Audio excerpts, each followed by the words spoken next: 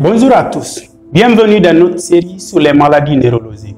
Aujourd'hui, nous allons parler particulièrement des AVC qu'on va voir dans deux grandes dimensions. Une dimension historique, cela veut dire comment le monde a connu cette maladie, et une dimension épidémiologique. Depuis sa connaissance, où nous sommes avec ces chiffres. Les chiffres des AVC ont augmenté ou les chiffres ont diminué. Donc, si vous n'avez jamais entendu parler de cette maladie, retenez aujourd'hui que c'est une paralysie acquise d'une partie du corps d'installation très rapide qui peut affecter votre parole, la vision ou la mobilité d'une partie du corps.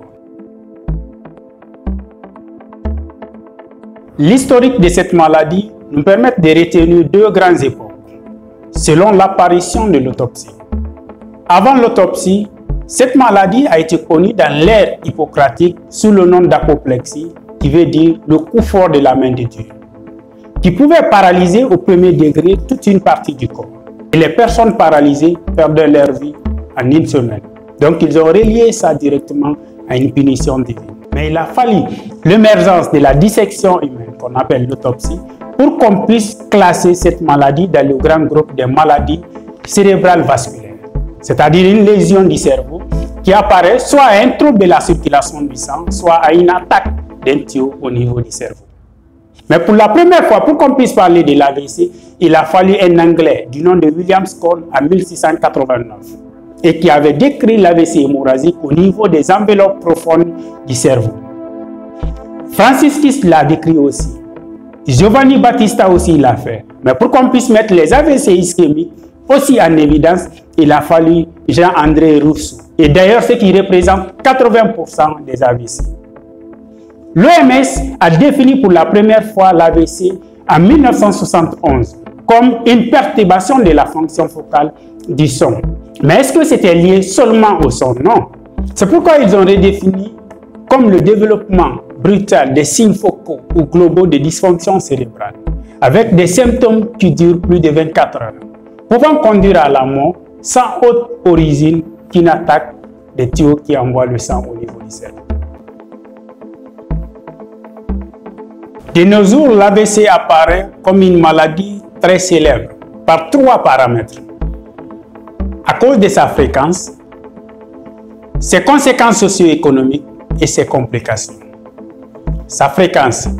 À chaque 2 secondes, il y a quelqu'un qui tombe dans un coin du monde d'un AVC. Et ces chiffres ne font que s'augmenter. D'ailleurs, en 2005, on était avec 16 millions de personnes touchées par AVC. En 2015, on s'était retrouvé avec 18 millions de personnes touchées. Et ils ont projeté en 2030 pour dire qu'on allait se retrouver avec 23 millions de personnes touchées par AVC. Chose qui a été radicalement changée par la COVID-19 à cause du stress, de la sédentarité et de l'infection. Mais ces chiffres sont beaucoup plus élevés dans les pays africains avec 52% de décès liés à l'AVC contre les pays européens avec 38%. Dans les conséquences socio-économiques, l'AVC s'attaque à des fonctions de communication de l'homme, c'est-à-dire la parole, la vision et le déplacement. Donc une nouvelle rentrée dans une phase chronique avec des dépenses hebdomadaires, mensuelles et annuelles. Soit pour les produits ou les médicaments que vous allez acheter, soit pour les examens de suivi que vous allez faire. Donc, ils vont épuiser le malade et son entourage. Dans les complications, l'AVC entraîne une perte en personnes ressources, soit en les laissant dans les fauteuils, soit dans les cercueils. Peu de personnes remarchent après un AVC. S'ils remarchent, c'est avec beaucoup d'aide et beaucoup de suivi.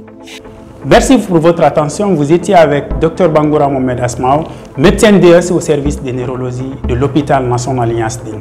Je ne saurais terminer cette vidéo sans remercier les grandes personnalités qui contribuent chaque jour à notre formation. Je vais nommer le professeur Amara Sissé, le baobab de la neurologie guinéenne, et le professeur Abbas Sissé, l'image moderne de la neurologie.